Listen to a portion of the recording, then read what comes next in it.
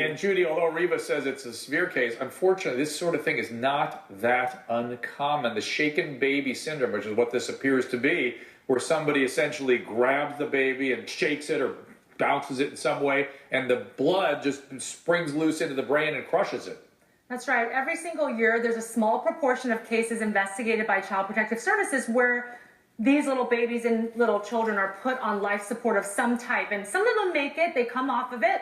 Baby Dinah is not one of those people. I think there's a lot of real huge warning signs here about the parents. They were both addicted to painkillers, Dr. Drew, and meth. And so we know that meth can cause some aggressive tendencies, and some people, when they come off of painkillers, they actually end up experiencing paranoia. So paranoia and aggressive tendencies together, plus the fact that Justin has an alleged violent history, this is just a horrible, perfect storm. All right, so that's a pretty damning story. Not only is there avoidance of the consequences of their behavior, but as you mentioned, meth and opioids maybe. Let's step back a little bit from this and ask a moral question that informed by your psychological training, which is, these are still the parents. If the child had any cognition, the child would want the parents around, even during her final hours, even if they were the perpetrators, and yet the parents are the murderers. How do we reconcile these various issues? Well, the crazy thing about attachment, as you know, Dr. Drew, is that sometimes we are attached to people who are bad to us. And these were still her primary providers at the time when development was crucial and at the time when you attach to the people in your life.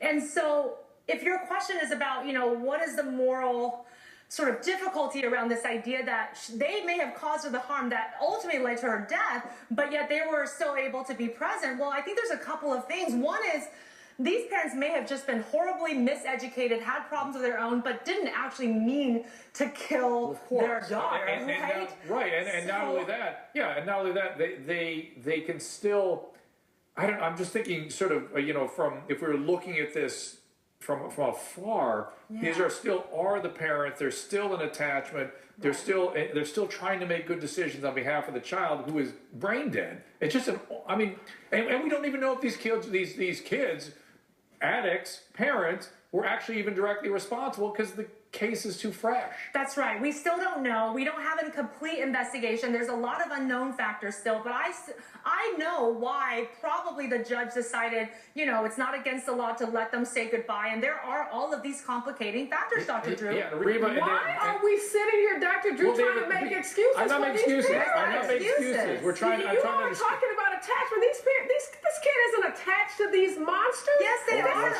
This is what I'm saying. Arena, this is what happens to babies. They become attached to people, and they become disrupted across their lifetime because they're attached to In fact, Ariva, the kids that are, listen, we're getting way off topic here, but kids that are abused get attached to the trauma. They get more attached to the abuse. But look, here's the deal. Look, Ariva agreed they failed in that this happened to this child. Judy, last thoughts. I just wanted to reflect back on Jason's account of this story and how the mom, in her twisted